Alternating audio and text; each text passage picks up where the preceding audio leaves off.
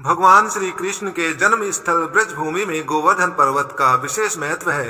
गोवर्धन पर्वत न केवल एक प्राकृतिक संरचना है, बल्कि भगवान कृष्ण द्वारा इसे एक देवता का रूप भी दिया गया है।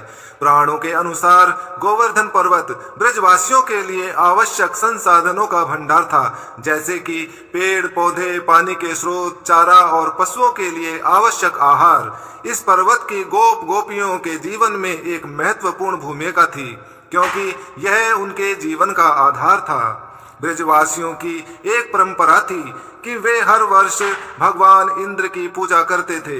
भगवान इंद्र, जिन्हें वर्षा और आकाश का देवता माना जाता है, प्रसन्न करने के लिए ब्रजवासी बड़े भोग और हवन करते थे, ताकि इंद्र उनके खेतों और पशुओं के लिए बारिश कर सकें।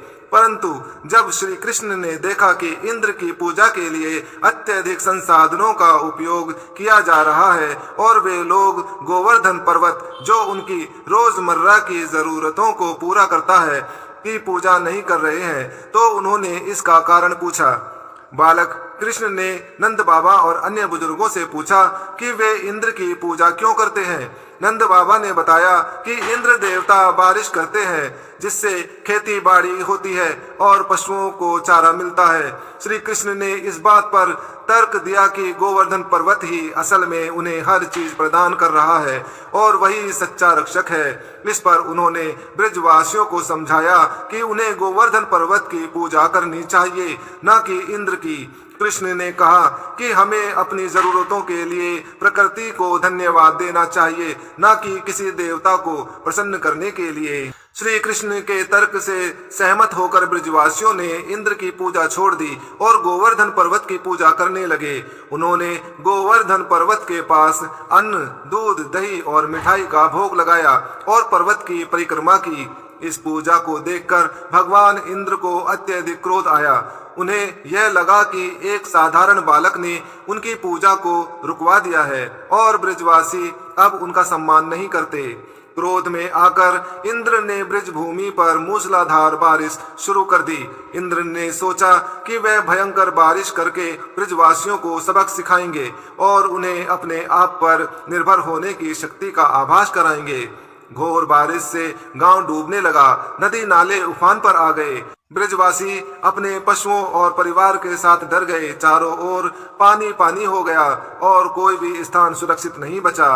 जब ब्रजवासी भयभीत होकर श्री कृष्ण के पास पहुंचे और उनसे सहायता की प्रार्थना की, तो भगवान कृष्ण ने उन्हें आश्वासन दिया कि वे उनकी रक्षा करेंगे। श्री कृष्ण ने अपने छोटे से अंगुली पर पूरे गोवर्धन पर्वत को उठा लिया और सभी ब्रजवासियों को उसके नीचे शरण दी। इस तरह गोवर्धन पर्वत एक विशाल छतरी के रूप में बन गया, जो ब्रजवासियों और उनके पशुधन को सुरक्षित रखता था। भगवान कृष्ण ने 7 दिनों तक लगातार अपनी छोटी अंगुली पर गोवर्धन पर्वत को उठाए रखा, जिससे इंद्र के क्रोध और बारिश से सभी सुरक्षित रहे।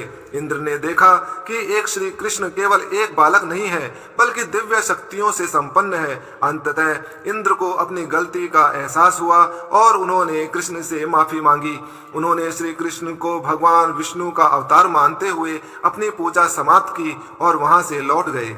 गोवर्धन पर्वत की पूजा श्री कृष्ण की इस लीला के प्रतीक रूप में की जाती है। इस कथा का एक गहरा अर्थ भी है। यह हमें सिखाती है कि मनुष्य को प्रकृति के साथ सामंजस्य बिठाकर चलना चाहिए और अपने पर्यावरण का संरक्षण करना चाहिए। यह पूजा हमें यह भी याद दिलाती है कि सच्ची शक्ति और सुरक्षा भगवान में ही है, जो हमें प्राकृतिक आपदाओं से बचाते हैं। गोवर्धन पूजा के दौरान विभिन्न प्रकार के अन्न और व्यंजन बनाकर गोवर्धन पर्वत और भगवान कृष्ण को अर्पित किए जाते हैं। इसे अन्नकूट कहते हैं, जिसका अर्थ है अन्न का पहाड़। इस दिन लोग अपने घरों में कई प्रकार के व्यंजन, मिठाइयाँ और पकवान बनाते हैं और उसे गोवर्धन पर्वत की तरह सजाकर भगवान को अर्पित करते हैं। इसके बाद उस प्रसाद को सभी में बांटा जाता है। गोवर्धन पूजा के दिन लोग गाय के गोबर से गोवर्धन पर्वत की आकृति बनाते हैं और उसकी पूजा करते हैं। इसके साथ ही भगवान श्री कृष्ण और गोवर्धन पर्वत को जल, दूध, दही, गंगाजल, फूल और मिठाई आदि अर्पित की जाती है। गोवर्धन की परिक्रमा भी की जाती है। और कुछ स्थानों पर गोवर्धन पर्वत के पास जाने की परंपरा है, जहाँ लोग वहाँ जाकर गोवर्धन पर्वत की परिक्रमा करते हैं और भजन कीर्तन का आयोजन करते हैं। जय जय श्री राधे, जय जय श्री कृष्ण।